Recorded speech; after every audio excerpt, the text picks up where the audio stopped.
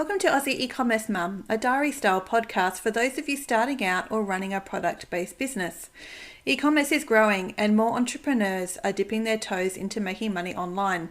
In my podcast, you'll learn and be inspired by my experiences with running 2 Shopify websites that I started in 2020, because the e-commerce world is very different from running a digital or service-based business. On this journal-style podcast, I share my day-to-day trials and triumphs as they unfold in real time. Because let's face it, navigating the e-commerce world feels less daunting when we share our hurdles with someone else. Join me as I share from my kitchen table in Adelaide, Australia. Brought to you by one of my online stores, theturtlejournal.com.au.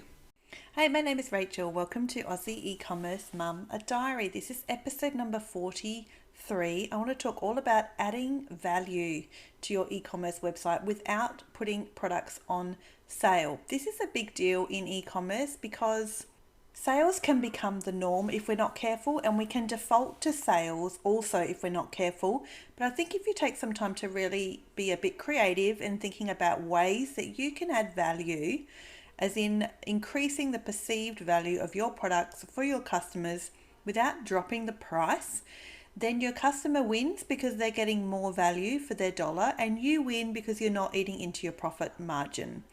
I have 7 ideas, and yeah, 7, not 5, not 10, but 7, because that's what I could come up with on ways that you could add value to your product range without putting things on sale. Let's just start straight off from the top. Number 1, this is my favorite one. Adding a PDF download as included in a product purchase. So I have this on one of my websites, actually on a couple of products. If you purchase a specific product, you'll get an automated email from Klaviyo, which I set up a Klaviyo email flow. You get an automated email with a link to download a PDF. This PDF could be anything, any niche you are in. You can come up with any sort of PDF that you could create. You could even buy one, have someone create it for you, and you add it into Shopify as a direct PDF that then they get through Klaviyo once they purchase to download and use. This is an easy way to add value to a product you already have. So you're not adjusting the price at all. It's a PDF download. So you pay for it once, or you spend the time creating it once, and then the customer receives it automatically. Every customer gets one every time this product is purchased. I have a couple of PDF downloads on my website, and they are included in my most popular product, which is like a craft mystery bundle that I sell. So when a customer buys this product, they get an email that sends automatically to them, and it's set up through Klaviyo. Like I said, it's a flow. And in Klaviyo, when you set up a flow, you can link it with your catalog, like your Shopify catalog. So it's linked directly to that one product. So that's the trigger, is they purchase the product and then they get this email. Inside this email is a link to a web page. I set up just a standalone page in Shopify. I don't know that many people use the page feature in Shopify. I know people talk about buying apps and add-ons to create pages, which I guess if you're creating a really fancy landing page is a good idea. But for just using regular pages that you want to send a customer to that's not a product, you can just create a page in Shopify, and then you give it a title and a small amount of copy, like thanks for purchasing such and such. Here's a link to your free or your included PDF download, and then you put the link to that PDF directly on that page. The where you store this PDF, again, don't go for an app. You don't need an app. You don't need to spend any money on this. Is in the content section of your Shopify store. You can upload this file. It becomes a file in the content part of your website. And then when you open that file, you get a link to it. That's the link you use, like any other link to a file. The file is just stored in Shopify. So it's really easy. So you upload the file. So you create a PDF, whatever PDF you want to do. Honestly, look at Etsy for ideas on printables. If you're not quite sure what could suit your niche, you'll soon find lots of examples on Etsy of PDFs and printables that people have created, and give that a try to keep your creativity going of ideas and brainstorming for yourself. You create this PDF, you upload it in the content section of Shopify. You then create a page in Shopify that says, hey, thanks for shopping and purchasing blah, blah, blah. Here's the link to your PDF download. Then you go to Klaviyo and you create an email flow that's linked directly with the purchase of that specific product that they get the PDF for. So the customer buys the product, they get the automated email from Klaviyo with a link to this page in Shopify that has the PDF included. That's my favorite thing to do.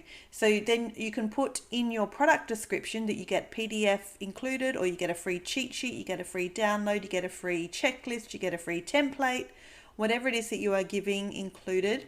And then I'd put a dollar value on it. So you could say recommended retail $5, recommended retail $20, whatever you think is reasonable that someone would buy this PDF for outside of this product, that's included.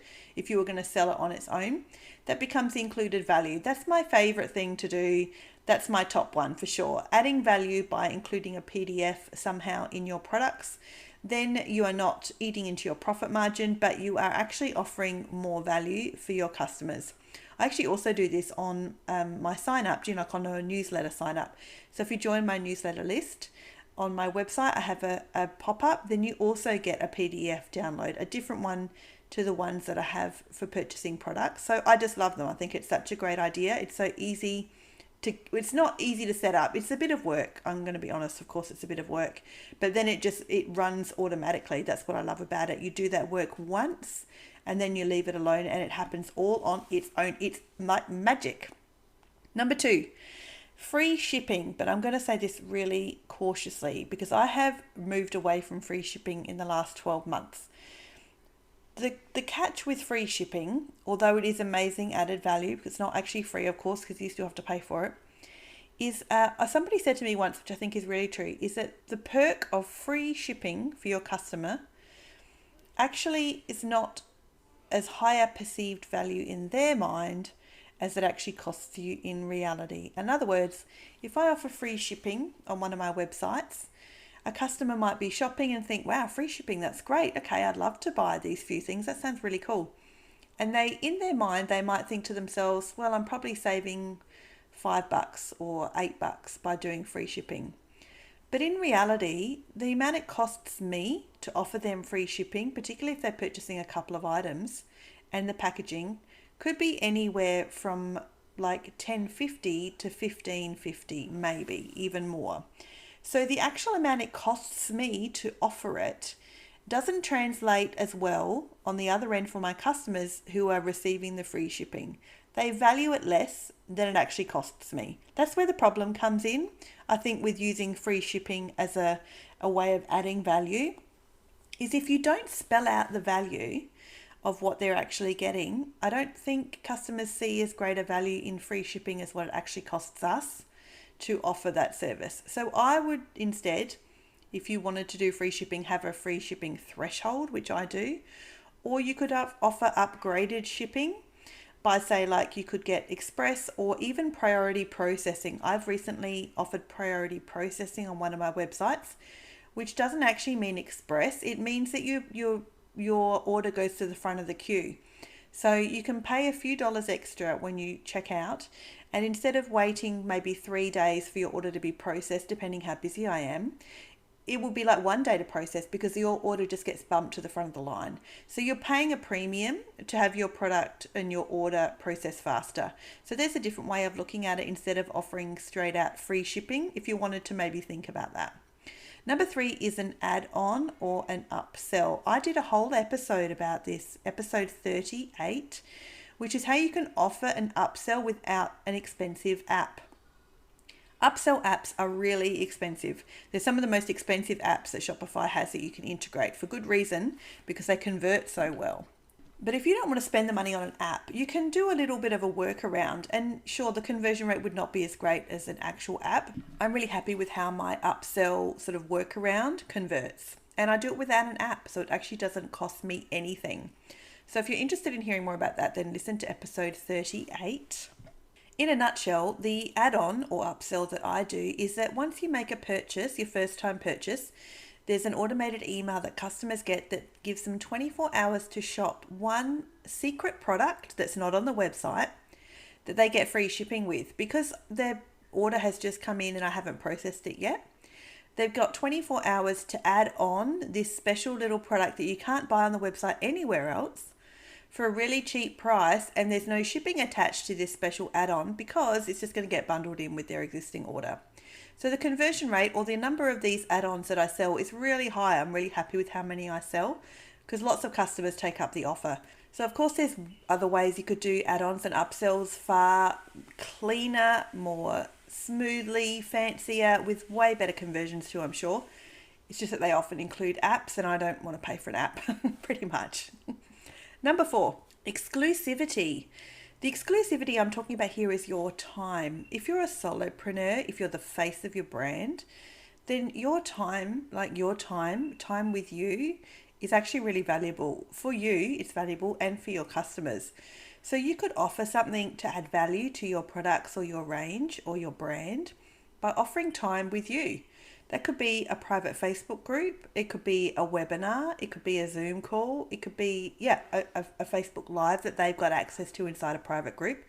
Something that makes your time something extra they get.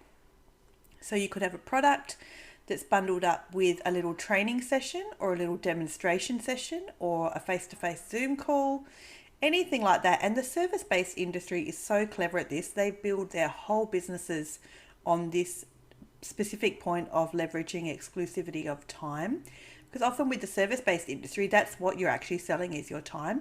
So you need people to jump on board and to jump into a Zoom call or a webinar or a private Facebook group. You're like a free trial of some description to build your business.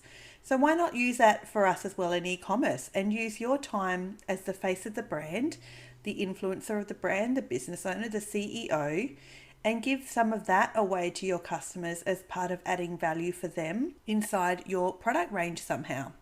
Number 5 is a product bundle, but I'm not talking about here a discounted bundle. This is a gift bundle. It's a convenience bundle. It's a helping your customers by giving them ideas and knowledge and direction type bundle. You're putting together a beginner bundle, a gift bundle, something that's just convenient. It's not cheaper. You're not changing the price of anything, but you're offering your customers a solution that adds value to your brand because you know your customers, you're helping them here, reaching out and taking some of the guesswork out of your product range, particularly for beginners or new people to your brand. What's your bestseller? What's a great bundle together of products, an easy combo that's just convenient for your customers? So put together something like that that actually is offering value because you're helping with the thinking and the guesswork and just making it easy for customers and convenient for them. And it so increases how, their feelings towards you as a brand as well. It's such an incredible customer service thing to offer, and you don't have to drop the price. It just becomes convenience. That's number 5. Number 6, new packaging, but when the packaging has some sort of purpose. I think this can add value to your brand as a whole. In fact, it can probably mean you can increase your prices in some instances too by changing your packaging, but only in a way that adds some sort of value. And by that, I mean, maybe it's more eco-friendly, it's compostable, it's recyclable, it's exclusive. For me, I've changed up my packaging recently, and I wanted to include new backing cards for my products that were something customers could keep and use. So I created some backing cards just in Canva, and I got them printed through Vistaprint with really cute little icons all over them so that customers can keep them and colour them in. They can add them to their projects, to their paper crafting. They could tear them up. They could stamp on them. They can, like I said, colour them in, use them as a little photo frame. They can actually be used. So then the packaging becomes a bit of a feature and something that isn't just thrown out, but adds value to my product range because my products look higher end, they look fancier, they all look the same, they all have this streamlined look about them, and it's useful. Customers can actually use some of the packaging I send them. I like that also with shredded paper. Shredded paper is recyclable, which is great, which I love, and cardboard boxes too. So new packaging, if you think about it from that point of view, not how you want to make things look fancier or more luxurious, but actually how they could add value to your customer. Maybe your customers really value something that's compostable and recyclable, or for me, something they can actually use in their crafting. And number 7 is a blog. And you might think that's a bit of a strange number 7. That's my last point, but it's actually for a purpose. Having a blog adds value to your product range in general because you can blog about your products, you can blog about your industry, your niche. All of this adds value to your knowledge and your standing in your niche. So a blog is actually a really powerful way of adding value to your brand as a whole. Unfortunately, this sort of value add is a little harder to quantify. It's a little harder to tell how much extra you can charge for your products based on a blog. It's more of a just putting yourself out there as an industry leader or an industry enthusiast or expert. But blogging about specific products is cool. Then you can push customers to that blog. So maybe they purchase a specific product, and instead of having a Klaviyo flow built in the back of Shopify and Klaviyo to a PDF download, you send them to a specific blog post about that product. And now I'm saying that out loud, I should totally do that about some products I have. I did a whole blog post about travel journaling, and then I also did a Facebook Live about travel journaling. And I actually have a couple of products that are specifically related to that sort of crafting. So now I'm talking to you about it. I should really go and push customers from that product page once they've shopped and purchased to the blog post to read more about it, so they get the best value out of those products that they've just purchased, and it gives them some ideas then of what to do with those products as well. So now I've said that out loud, that's probably something I should do. So that's why I would say a blog. You can do so many things with a blog. There's really no limit. You could upload photos, you can upload videos, you can do links to social media, you can write blog posts yourself, you can create images and graphics in Canva and put them inside a blog.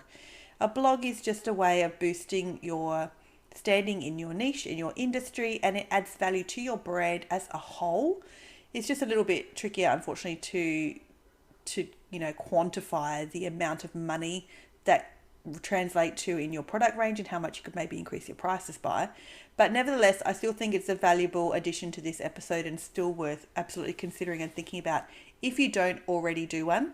And if you do already do a blog, then leverage that in some more ways by including those in your product pages and maybe in your post-purchase email flows and your newsletter email flows as well for your new subscribers. So I hope that gave you some ideas. I really wanted to think of some things for you about things I already do, just a way of adding value to your products without going on sale, like without dropping prices and clearancing out things. But there's definitely ways that you can add value to your product range and to specific products without doing those things. So number 1, a PDF download as an included add-on in the existing product range that's featured on the product page so customers know they get this added value. Number 2, an option or something different than free shipping if you're inclined to do free shipping. Think about something different than straight out free, because customers don't see the same value in free shipping as it costs us to offer it. Number 3, some sort of add-on or some sort of upsell, but don't worry about using an app. There's a way around that will still get you results that's worth starting out with, I think, before launching into paying for an expensive app, which you can listen to episode 38. It goes into way more detail about that.